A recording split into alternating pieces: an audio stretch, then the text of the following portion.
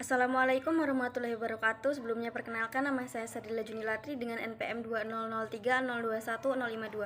Di sini saya akan menyimpulkan beberapa jurnal dan menjawab pertanyaan dari beberapa pertanyaan dari teman-teman.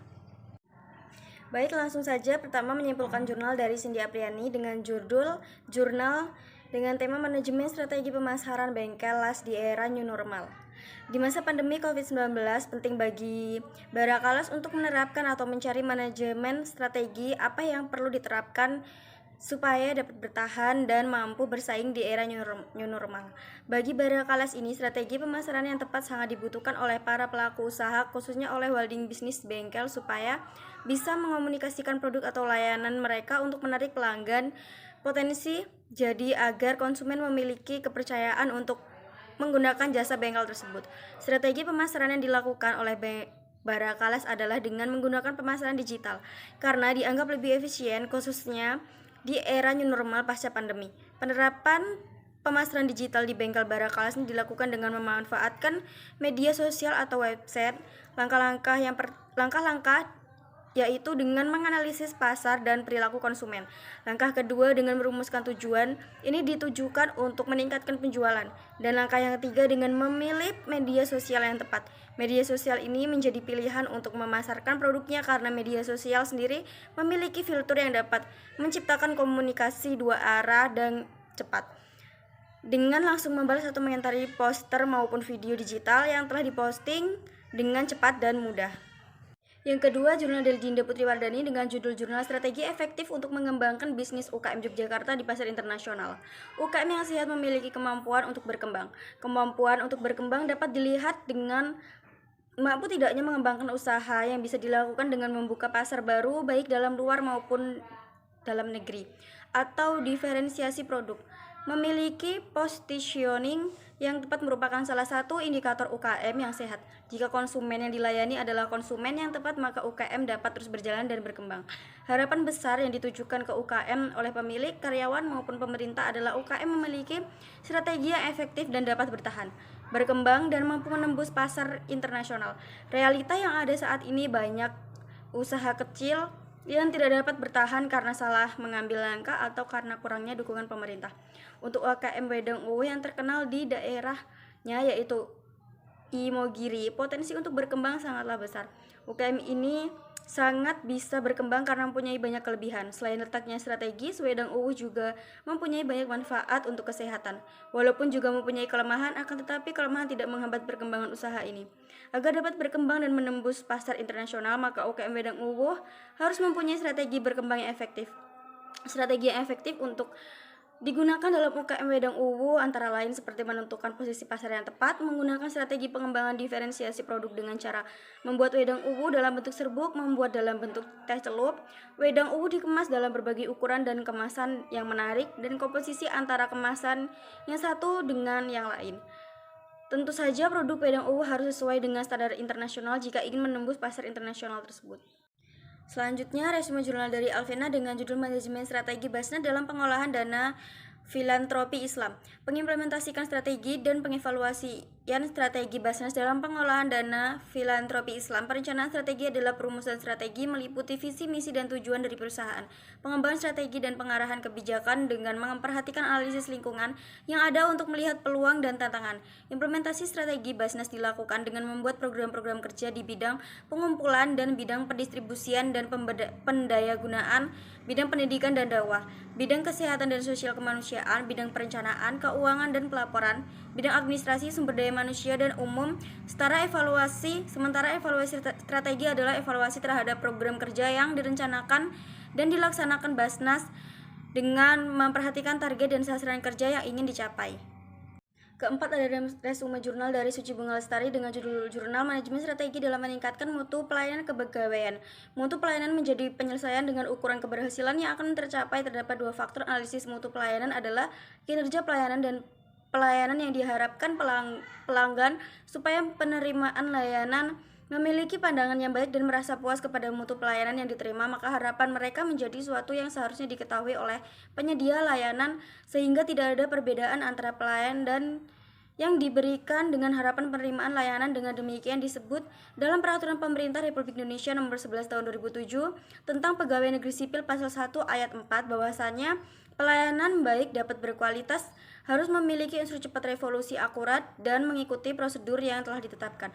Pelayanan kepegawaian Dinas Kependidikan Kabupaten Probolinggo maka dapat dilihat bahwasanya manajemen strategi yang dilakukan Kabupaten Probolinggo juga ditetapkan pada pelayanan kepegawaian dengan berpedoman kepada RPJS Provinsi dan RPJMD Kabupaten Probolinggo dan visi Dinas Pendidikan Kabupaten Probolinggo sendiri. Manajemen strategi ini ditempuh dengan proses tahapan formulasi perencanaan strategi dan implementasi atau pelaksanaan strategi dengan evaluasi strategi mutu pelayanan kepegawaian.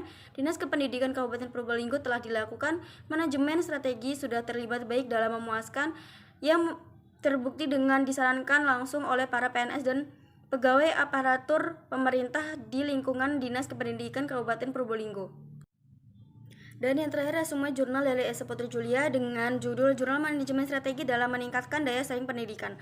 Keunggulan bersaing merupakan usaha serta kemampuan dari sebuah perusahaan untuk diberikan nilai lebih kepada produk yang dihasilkan dan mendapatkan nilai lebih dari konsumen karena harga jual yang tinggi dan manfaat dari produk tersebut. Upaya perbaikan pengelolaan pendidikan ini ditingkatkan dalam mencapai peningkatan daya saing lembaga pendidikan yang lebih berkualitas. Upaya-upaya yang dilakukan oleh lembaga pendidikan dalam peningkatan daya saing sekolah dilandasi sesuatu berdasarkan dalam melihat dunia pendidikan pada saat ini. Yang diinginkan untuk meningkatkan suatu kualitas bangsa yaitu mengembangkan watak bangsa. Beberapa teknik yang dapat digunakan dalam menganalisis daya saing yaitu dengan membuat metrik SWOT adalah merupakan metode perencanaan bertekstur yang digunakan untuk mengevaluasi kekuatan, kelemahan, peluang, dan ancaman yang terdapat pada suatu organisasi. Metrik SPACE merupakan kerangka 4 sudut pandang yang menunjukkan apakah strategi agresif, konservatif, defensif, atau kompetitif yang paling sesuai untuk suatu organisasi tertentu. Dan metrik BCG yang secara grafis menggambarkan perbedaan antara divisi dalam hal posisi pangsa pasar relatif dan tingkat pertumbuhan industri. Selanjutnya menjawab pertanyaan dari teman-teman. Pertama, pertanyaan untuk Ersa Putri Julia dan jawabannya. Pertanyaan dari sini, dalam jurnal yang Anda rangkum apa saja upaya-upaya yang sudah dilakukan untuk meningkatkan kualitas atau mutu lulusan pada sebuah lembaga pendidikan? Jawabannya adalah yang pertama, meningkatkan kualitas guru. Ini karena guru yang memiliki potensi yang sangat penting dalam strategi pengembangan potensi yang dimiliki peserta didik. Yang kedua, diadakan peningkatan materi. Peningkatan ini perlu sekali mendapat perhatian karena dengan lengkapnya materi yang diberikan tentu akan menambah luas akan pengetahuan. Yang ketiga, peningkatan dalam pemakaian metode. Yang keempat, peningkatan sarana. Dan kelima, peningkatan kualitas belajar. Yang kedua, pertanyaan dari Anggi, mengapa ilmu manajemen strategi itu diperlukan bagi para pengelola pendidikan? Jawabannya, berdasarkan pengalaman historis dalam penyelenggaraan suatu organisasi, maka pemanfaatan utama penerapan prinsip manajemen strategi di dalam lembaga pendidikan adalah membantu lembaga pendidikan merumuskan strategi yang lebih tepat dengan menggunakan pendekatan sistematis, logis, dan rasional.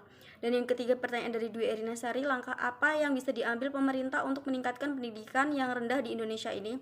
Jawabannya adalah langkah yang diambil pemerintah untuk meningkatkan pendidikan yang rendah adalah dengan membangun sekolah-sekolah baru, terutama sekolah dasar impres daerah-daerah yang kurang jumlah sekolahnya. Lalu mengadakan perbaikan dan penambahan alat praktikum, laboratorium, perpustakaan, dan buku-buku pelajaran, menambah dan meningkatkan kualitas guru. Selanjutnya pertanyaan untuk resume jurnal dari Alvina. Pertanyaan dari Gofur, bagaimana langkah-langkah lembaga zakat amil untuk meningkatkan potensi zakat di Indonesia? Jawabannya, pertama, bisa dilakukan dengan menggunakan berbagai macam media sosial seperti surat kabar, televisi, medsos, dan juga khutbah. Edukasi pada masyarakat tersebut bukan hanya dijelaskan tentang kewajiban zakat, namun juga harus menjelaskan cara membayar zakat yang benar. Dan yang kedua, harus terus-menerus melakukan penguatan terhadap amil zakat sehingga lembaga zakat itu pun akan menjadi lembaga yang kredibel, yang bisa dipercaya dan amanah. Lalu pertanyaan dari Winda Yulia, apakah pengelolaan zakat di Indonesia sudah efektif? Jawabannya, sejauh ini pengelolaan zakat di Indonesia belum membuahkan hasil yang maksimal. Munculnya lembaga-lembaga zakat yang bersifat swasta justru menjadikan pengelolaan zakat di Indonesia tidak efektif dan menjadi tumpang tindih antara satu lembaga dengan lembaga lain. Lalu pertanyaan dari Neda, apakah fungsi dari Basnas? Jawabannya, fungsi Basnas yaitu untuk melakukan penghimpunan dan daya gunaan zakat. Selain itu, Basnas juga menerima dan mendistribusikan infak dan sedekah.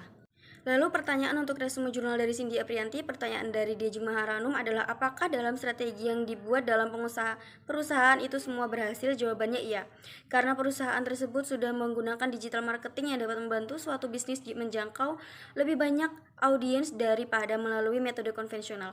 Selain dapat menjangkau lebih banyak audiens, digital marketing juga lebih hemat biaya dan terukur. Pertanyaan dari Vivi Putristari, apakah tantangan tersendiri bagi bengkel Barakalas ketika menerapkan pemasaran digital? Jawabannya tentunya ada, seperti semakin banyaknya kompetitor. Kemudian jika sebagai pelaku bisnis tidak menandingi kecepatan bisnis digital lainnya, maka bisnis yang sudah dibangun bisa saja kalah dari pesaing. Pertanyaan dari Winda Yulia, bagaimana analisis SWOT pada bengkel Barakalas?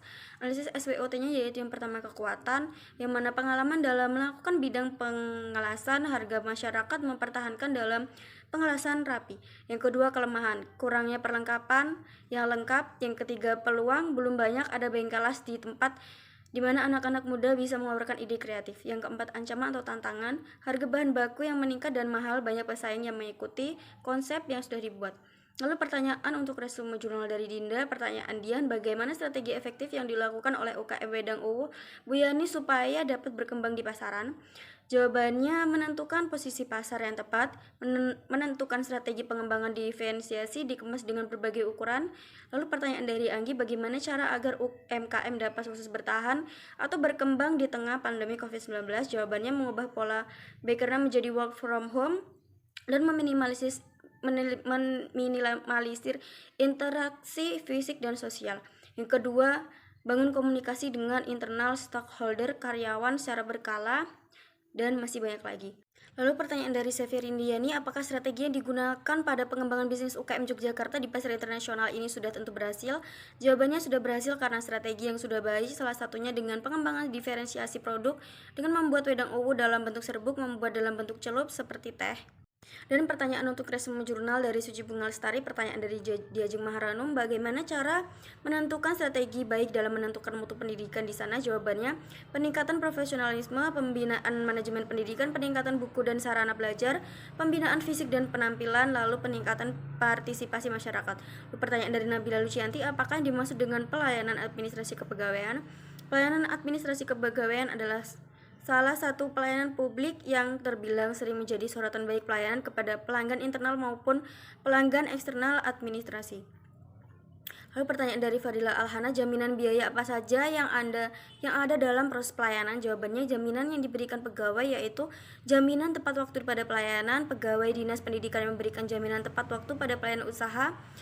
Lalu jaminan duanya pada pelayanan, jaminan biaya yang diberikan pelayanan pegawai untuk menggunakan layanan dianggarkan dengan adanya program yang ditetapkan oleh Dinas Pendidikan untuk pelayanan administrasi pada tahun 2019. Tak hanya itu, merujuk pada melihat pelayanan pegawai juga telah menetapkan tidak adanya penutupan biaya terhadap iklan pelayanan ataupun yang dibutuhkan masyarakat. Dan itulah tadi yang dapat saya sampaikan. Apabila terdapat kesalahan dalam saya membuat video ini, saya mohon maaf. Wassalamualaikum warahmatullahi wabarakatuh.